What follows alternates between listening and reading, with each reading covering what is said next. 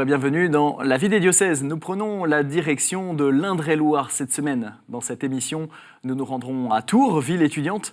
Portée par la dynamique du récent synode romain sur les jeunes, l'Église catholique leur accorde une grande attention, comme aussi aux jeunes couples et aux familles. Nous parlerons aussi des familles chrétiennes irakiennes. Beaucoup ont fui la guerre et Daesh et se sont réfugiés en Touraine. Leur intégration dans le maillage ecclésial local est un défi. Et puis dans le diocèse, une nouvelle chapelle a été construite à Tours-Nord, dans un quartier en pleine expansion et placée sous la protection de Saint-Martin, bien évidemment. Et nous recevons aujourd'hui Monseigneur Bernard-Nicolas Aubertin, archevêque de Tours. Bonjour Monseigneur. Bonjour. Alors Monseigneur, vous êtes archevêque de Tours depuis 2005. C'est un territoire que vous connaissez donc bien depuis 14 ans. Est-ce que vous pourriez nous le décrire en quelques mots, dans les grandes lignes ? Alors c'est un département qui est bien vivant, avec une caractéristique très nette, c'est qu'il y a la métropole de Tours, qui fait un peu plus de 300 000 habitants, et qu'il y a environ 300 000 habitants dans le reste du diocèse, avec très peu de villes importantes. Nous avons la ville d'Amboise, qui fait environ 15 000 habitants, et puis des villes plus modestes, comme Loches, ou comme Chinon, mais qui ne sont pas très grandes. Voilà. Donc une zone rurale assez importante, et puis surtout la grande métropole de Tours maintenant. Alors Tours, ville étudiante, 30 000 étudiants pour une population de 300 000 habitants, en tout cas pour l'agglomération. Ça fait 10% de la population. Est-ce qu'il y a eu une attention particulière de l'Église catholique pour ces jeunes ? Oui.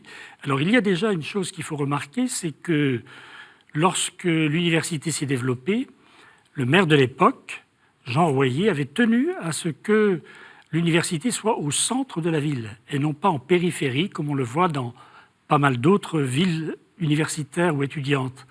Et c'est intéressant parce que du coup, les étudiants, on les voit dans la ville. On les voit qui circulent, on les voit qui se rassemblent, on les voit, j'allais dire, ils partagent leur vie. Alors comment vous les atteignez, ces jeunes ? Ça n'est pas forcément simple.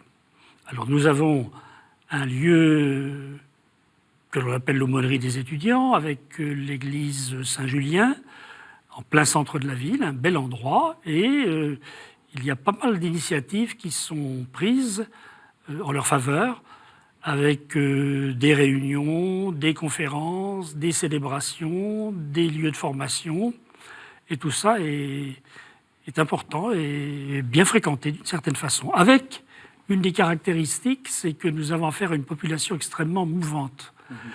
Quand on organise quelque chose, ou quand quelque chose est organisé, quand je dis « on », y compris par les étudiants, pas simplement par nous, on ne sait jamais combien il y aura de personnes. Ça peut changer d'une heure à l'autre. On peut se trouver avec 200 personnes comme avec 40. Ça dépend des fois, ça dépend des jours. Alors il y a eu une initiative, les journées diocésaines de la jeunesse, qui ont rassemblé aussi quelques centaines de jeunes. C'était il y a quelques semaines, il y a un mois à la cathédrale. Ça aussi, ça a été un moment fort de la vie de l'église locale.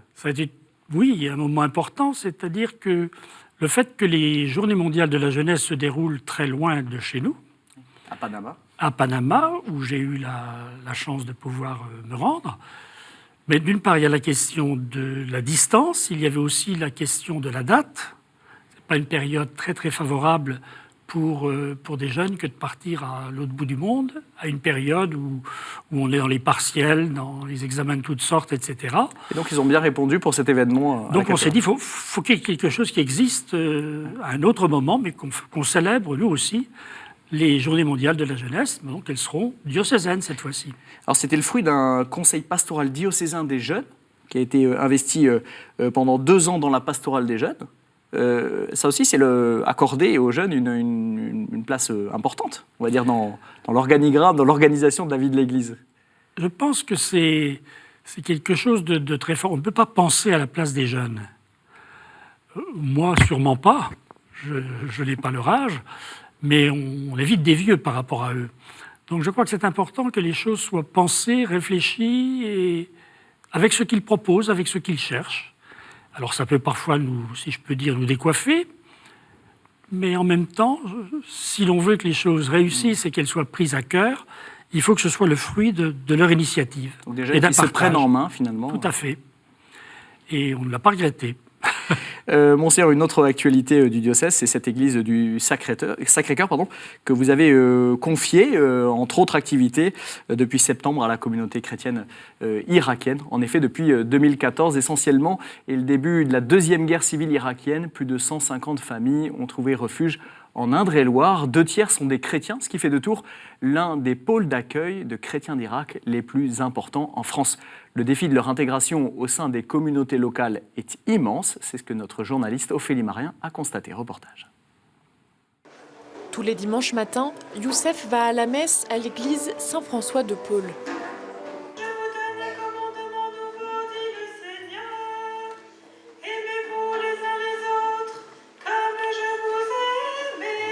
Pour cet Irakien, il était difficile de suivre une messe en français à son arrivée en 2014.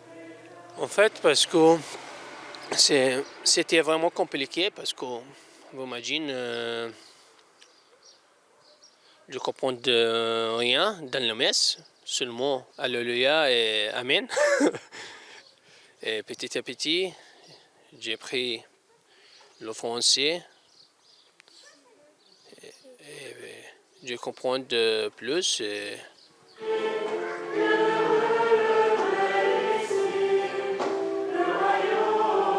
Aujourd'hui, il se sent bien intégré dans la paroisse et il s'est habitué au rite latin, différent de celui qu'il connaissait en Irak. Donc je vais essayer de vous inviter soit avant la fin du mois de mai, soit certainement dans le courant du mois de juin, avant les grandes vacances. Le soir venu, deuxième messe pour Youssef, en araméen cette fois. À la demande des familles irakiennes, le père Nabil propose une messe en rite syriaque à 18h. C'est une demande, c'est pas religieux aussi, mais c'est une demande sociale. Ça veut dire nous pouvons faire les deux ensemble. Le matin avec les familles françaises qui ont déjà nous accueillis, et le soir ou après-midi avec les familles irakiennes parce que nous sommes dans la même communauté ou que nous parlons dans la même langue, que nous se comprenons ensemble. Et moi je trouve que c'est très essentiel ça de faire les deux ensemble pour adapter soit les jeunes et les enfants avec le rite latin et la langue française, et les parents, les grands-parents, les âgés qui sont là parce qu'ils ne comprennent pas la messe en latin, en français, un peu de ça entre guillemets. Ils viennent ici pour comprendre, pour qu'ils puissent vraiment suivre leur liturgie. Et la liturgie chez nous, c'est essentiel pour continuer notre foi.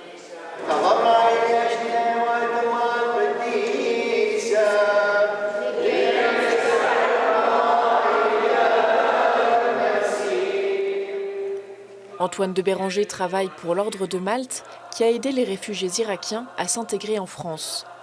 Il souligne l'importance pour les Irakiens de vivre leur foi selon leur propre rite, en communauté.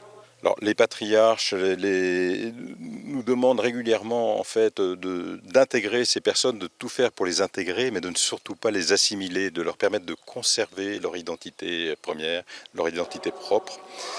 Et je pense que ça se passe assez bien. L'accueil des paroisses a été fondamental et demeure fondamental. Et il y a plein de paroisses de Tours qui se sont mobilisées pour accueillir des familles.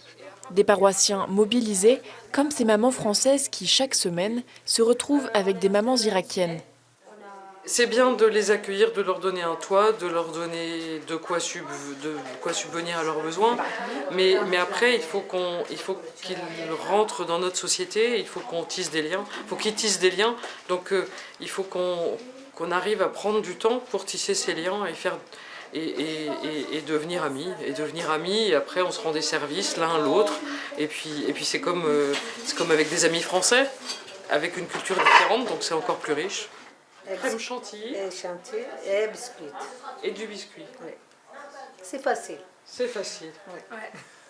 Aujourd'hui, c'est atelier cuisine. Ouais, on se concentre un peu là. Les femmes irakiennes apprennent aux Françaises à confectionner des baklavas, des gâteaux sucrés orientaux. Et ça donne un goût très particulier, et c'est vrai qu'on reconnaît vos gâteaux grâce à la cardamome. Créer des liens d'amitié pour intégrer sans assimiler, c'est le défi qu'ont voulu relever les paroisses tourangelles. Alors, Monseigneur, c'est quoi selon vous les clés d'une bonne intégration de ces chrétiens irakiens, donc au maillage ecclésial local? Notre souci a été de faire en sorte que toutes ces familles soient accueillies le mieux possible. Mais pour que les choses se passent bien, il faut bien se rendre compte que l'engagement que l'on prend n'est pas un engagement de 8 jours, de 3 mois ou de 6 mois. Il faut des années. Et il y a différents domaines où il faut s'impliquer, le domaine des papiers, le domaine du logement, le domaine du travail, le domaine de la scolarisation, le domaine de la santé. Donc une personne seule ne peut pas, j'allais dire, tenir dans la durée si elle est sur tous ces fronts en même temps. Donc il faut véritablement qu'il y ait des équipes au niveau des paroisses, puisque c'est dans le cadre des paroisses que cela se fait, qui vraiment se soutiennent et prennent vraiment en charge ces familles, encore une fois, dans la durée et dans toutes ces dimensions. Et je dois dire qu'il y a des choses extraordinaires qui se passent, alors, évidemment, des liens qui se tissent, une réelle amitié qui est en train de se créer, une ouverture, une compréhension, mais en même temps, c'est pas simple. Ce qui est toujours la même chose, on se rend compte que les enfants apprennent la langue à une vitesse assez phénoménale. C'est beaucoup plus difficile au fur et à mesure que l'on avance en âge. Le père Nabil le soulignait tout à l'heure. De fait, là, quand on arrive au niveau des grands-parents, on a certaines familles où le grand-père est là, le grand-père, la grand-mère, etc. Là, à ce niveau-là, le lien... Il ne s'agit pas d'assimilation, il n'est pas question d'assimiler qui que ce soit, mais l'intégration, disons, est plus difficile à se faire. C'est quoi justement le juste équilibre finalement entre l'intégration à l'église locale et en même temps la préservation de cette identité sans se diluer finalement oui, dans les communautés occidentales, on va dire? Oui, j'ai trouvé intelligent leur façon de faire, ce qui peut nous paraître un peu curieux. Ils ont fixé la messe en Irak, puisqu'on a passé un contrat avec d'une part l'œuvre d'Orient et puis les patriarches, pour qu'un prêtre soit détaché à Tours, mais lui-même, d'une part, assure le lien dans cette communauté, mais en même temps vit dans un presbytère avec un autre prêtre et dans une paroisse latine habituelle. Et pour les fidèles ? Alors Parce pour les qu'ils fidèles, ne vont peut-être pas tous 2 fois à la messe comme Youssef dans le reportage. Mais beaucoup le font. Ouais. C'est assez fort. Ils sont même intégrés, rendent des services dans les paroisses où ils sont. Je vois par exemple au niveau de la cathédrale, nous avons, alors ce n'est pas les Irakiens, c'est des Arméniens, mais le problème est le même, qui se sont fortement impliqués à tel point que maintenant, pour les questions de sécurité, de contrôle des sacs, etc., c'est eux qui le font. Ils sont connus par toute la communauté et ils rendent service. Ils sont heureux de rendre service. Monseigneur, on le disait tout à l'heure, vous avez confié en partie cette église du Sacré-Cœur à la communauté irakienne. Est-ce qu'il n'y a pas un risque aussi, d'une certaine manière, de les isoler, de les encourager finalement à rester entre eux et qu'il y ait aussi ce communautarisme ? C'est un peu difficile parce que les patriarches concernés souhaiteraient que ces personnes retournent dans leur pays. Alors je pense que c'est un souhait qu'on peut comprendre. Est-ce qu'il est réaliste ? Je me le demande. Donc il faut laisser à ces personnes la possibilité de garder leur rite et leur culture tout en ayant la possibilité d'être à l'aise dans la société où ils vivent. C'est tenir debout, finalement. Exactement. Et ça n'est pas simple. Mais on sent que nettement, il y a ce désir. Comment les catholiques français peuvent aider ces communautés à leur manière? Donc vous avez dit s'impliquer dans les paroisses, que chacun y mette du sien. Mais est-ce qu'il y a quelque chose de plus profond aussi, peut-être d'un point de vue spirituel? Je pense que ça nous amène à redécouvrir notre propre foi, notre propre façon de vivre. On est dans une culture où la religion est présente dans toute la vie, dans tout le secteur de la vie. Le dimanche, c'est vraiment le jour du Seigneur. C'est le jour où... Bon, ça nous interroge, nous aussi. On peut peut-être se dire, mais comment vit-on le dimanche? Est-ce qu'on est capable d'apprendre de la part de ces personnes qui... J'avais été très frappé, alors il ne s'agit pas d'une famille irakienne, mais d'une famille syrienne. Et ça m'avait littéralement bouleversé. famille me disait on a quitté Damas quand nos familles ont été menacées. Le père de famille était ingénieur, son épouse était pharmacien.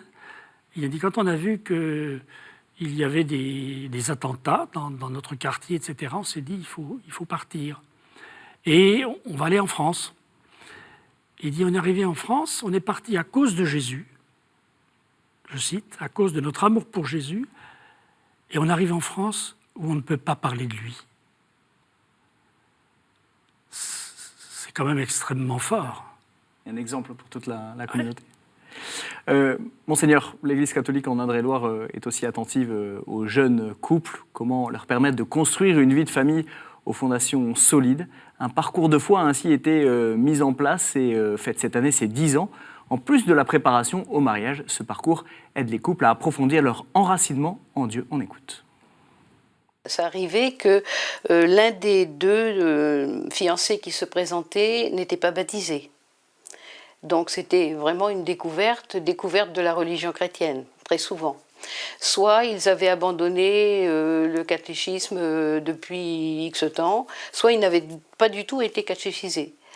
Donc demander un sacrement, ça représentait quoi pour eux? Alors il ne s'agissait pas de faire une enquête, mais il s'agissait de dire, écoutez, on va faire un bout de chemin ensemble, et puis il y a des fondamentaux nécessaires pour que véritablement votre sacrement prenne sens. Ma femme avait fait sa communion, sa confirmation, etc. Mais ça remontait à très loin. Elle a très peu pratiqué entre-temps. Moi également, j'ai très peu été évangélisé quand j'étais enfant. Et évidemment, lorsqu'on veut se marier, il est quand même bien de savoir à quoi on s'engage et qu'est-ce que le sacrement de mariage. Donc c'est dans ce cadre-là. Donc il nous a proposé d'aller voir Ghislaine. On a accepté et voilà, c'est comme ça que ça a commencé. On avait perdu la foi de vue, en fait, tout simplement. Et c'était une façon assez sympa et assez simple de nous remettre le pied à l'étrier. Parce qu'en fait, ce que Ghislaine nous a fait, c'est qu'elle nous a expliqué les fondements de la foi, en fait. L'histoire sainte, les sacrements, etc. Et dans notre démarche, on se sentait un peu pas complètement légitime à aller se marier à l'église en ayant perdu tout ça de vue, en fait. Ça nous a aidé à aller plus loin, à aller à la préparation mariage ensuite, etc. Alors, Monseigneur, on entend Roch qui dit « on ne se sentait pas légitime ». Qu'est-ce que vous répondriez finalement à ceux qui ne se sentent pas légitimes d'avancer dans la foi ou dans l'Église? Il n'y a pas de question d'illégitimité, au contraire. On ne cesse de dire que Dieu est miséricorde, qu'il est pardon, qu'il nous attend, qu'il est accueil, etc. Donc notre attitude doit être complètement imprégnée et guidée par ce souci de l'accueil et d'aider chacun à grandir et à croître dans la foi, c'est clair. Pourquoi ça ne rejoint pas, on va dire, le plus grand nombre? Pourquoi beaucoup gardent cette image finalement d'église fermée, d'église qui n'accueille pas? Peut-être parce que c'est l'image que l'on a donnée longtemps, c'est possible. L'impression de se trouver devant un guichet où on va lui demander des choses difficiles ou étonnantes, alors que de plus en plus, notre souci, c'est d'accueillir les gens comme ils sont et d'essayer d'aller aussi loin que l'on peut avec eux et de partager. Une chose que l'on remarque et qui est extraordinaire, c'est l'importance des enfants. Beaucoup de parents demandent le mariage après le baptême des enfants. J'ai eu plusieurs cas, mais c'est assez fréquent, de jeunes qui, à l'école, demandent d'aller au catéchisme, demandent le baptême, et les parents qui se mettent en route à ce moment-là. Alors, j'ai entendu une fois ou l'autre, mais enfin, les choses se font à l'envers. C'est pas une question d'envers ou d'endroit, il s'agit de prendre les gens là où ils en sont et de les aider à avancer. Et c'est ça qui est tout à fait merveilleux, extraordinaire. Et il y a beaucoup de demandes. Beaucoup de demandes. Alors, cette proximité de l'Église s'est aussi traduite par la construction de cette nouvelle chapelle Saint-Martin dans le quartier de Montconseil à Tournord.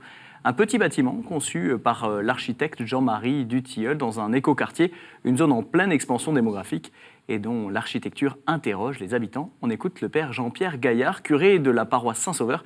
Quel territoire sur lequel se trouve cette chapelle? On a l'impression que beaucoup d'églises sont vendues, sont détruites. Il suffit d'être attentif à l'architecture de nos villes pour voir que cela s'est toujours produit au cours des siècles. Les constructions sont plus rares, certes, mais voilà, elles sont véritablement un signe de présence de Dieu au cœur de la cité.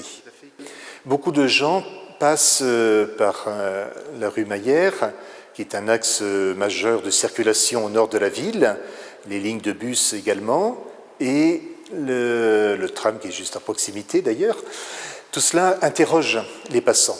Certains osent franchir le pas, et le pas de la porte pour entrer, découvrir. Et voilà, plusieurs personnes effectivement du quartier, non-croyants, ont pu non seulement visiter, mais aussi partager leurs questions et leurs interrogations sur la vie, sur la foi. Et donc c'est aussi un lieu d'évangélisation, ou un outil d'évangélisation également. Cette disposition, en forme ovale autour de l'autel, il y a une véritable communion entre les personnes, et c'est ce qui a voulu être mis en avant dans la conception et l'organisation du lieu. Et elle permet des rassemblements effectivement de plus petite taille par rapport à d'autres grandes églises, mais elle répond aussi à un besoin. Quand on a une célébration avec une cinquantaine de personnes, on est un peu perdu dans une grande église de 600 places, comme l'église principale du Christ-Roi pour notre paroisse. Ici, il y a quelque chose de plus chaleureux, probablement, et voilà, plus adapté, je pense, aux célébrations. Alors, une église plus adaptée aux besoins d'aujourd'hui, est-ce que c'est aussi votre avis? Plus petite, plus chaleureuse, plus accueillante? C'est-à-dire que cette église, pour moi, il était important qu'elle existe. Elle remplace une autre, d'ailleurs, qui avait des problèmes de structure, qui glissait dans le terrain, et il fallait faire des travaux très importants, et qui était située dans un endroit où il y avait relativement peu d'habitants. Bon, donc il m'a semblé plus judicieux de détruire cette église et de vendre le terrain, et par contre de la réimplanter dans un endroit où des centaines de logements étaient en train de se construire. Et c'est vraiment un lieu signe. Il fait signe. Le père Gaillard disait qu'effectivement, les bus, c'est un axe important où l'on circule beaucoup, et cette église interpelle. Elle est petite, elle n'est pas minuscule, elle a 150 places assises tout de même. Et ce qui est intéressant, c'est qu'effectivement, lorsque l'on y est vraiment rassemblé autour de l'autel, on fait véritablement corps. Et ça, c'est très important. Et la deuxième chose que je trouve très importante, c'est qu'elle est ouverte sur l'extérieur. Tout autour, il y a des fenêtres, et c'est à dessein que l'on n'a pas mis de vitraux opaques. Parce qu'il y a une communication, en quelque sorte, entre la vie de l'extérieur et ce qui est vécu. Et ça n'est pas de sortir vers l'extérieur. Tout à fait. Et en même temps, on voit que l'église est illuminée, qu'il y a du monde, qu'il y a des gens qui prient, etc. Et je pense que ça fait signe aussi. Quel est le projet pastoral, finalement, autour de cet édifice? On sent dans les propos du père Gaillard que c'est très missionnaire. Tout à fait. Et puis alors en même temps, c'est complémentaire. On a une grande église, mais que l'on est loin de remplir tout le temps. On la remplit le dimanche à la messe principale, mais pendant la semaine ou à d'autres moments, ou par certaines célébrations, on est un peu perdu. Et là, d'avoir un lieu dans lequel on se sent bien, où l'on est heureux de se retrouver, et où véritablement, je reprends l'expression, on fait corps, c'est quelque chose d'extrêmement important. Et petit à petit, on voit que la fréquentation augmente, que les gens demandent, que petit à petit, bon, voilà... ça interpelle, en tout cas. Ça interpelle, c'est sûr. Monseigneur, pour conclure cette émission, je rappelle que vous allez avoir 75 ans, ce sera le 9 septembre prochain, donc vous serez bientôt atteint par la limite d'âge, comme on dit. Que retiendrez-vous, finalement, de ces 14 années passées dans le diocèse de Tours? Ça a été pour moi une belle découverte, non seulement de la ville, mais de l'ensemble du diocèse. Un diocèse simple, où on sent une véritable fraternité. Moi, je trouve qu'il y a une chaleur dans ce diocèse, voilà, il y a une excellente atmosphère, sans aucun doute. Et ce qui a marqué, je pense, ces 14 années, ça a été d'une part la démarche que nous avons faite, une année de démarche synodale autour de la mission. à partir des Actes des Apôtres. Et il y a eu une mise en route d'apprentissage du partage de la parole de Dieu. Et actuellement, dans le diocèse, il y a plusieurs centaines de groupes de partage de la parole qui tiennent le coup. Il y a plus de 10 ans que c'est en route. Et ça, je pense que c'est une redécouverte très forte et très importante. La deuxième chose qui a été très importante, ça a été Diaconia 2013. Ce rassemblement qui a eu lieu à Lourdes a été pour nous l'occasion très très forte de redécouvrir l'importance des pauvres, des gens en situation de précarité. Faire en sorte que dans l'Église, on ne s'occupe pas simplement des pauvres, mais on fasse en sorte que les pauvres aient toute leur place.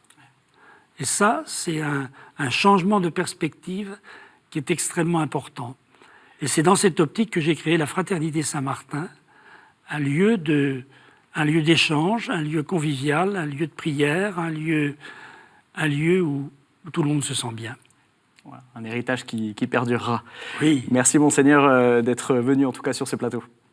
Et merci à tous pour votre fidélité. Les actualités du diocèse de Tours sont à retrouver sur son site internet qui s'affiche sur vos écrans.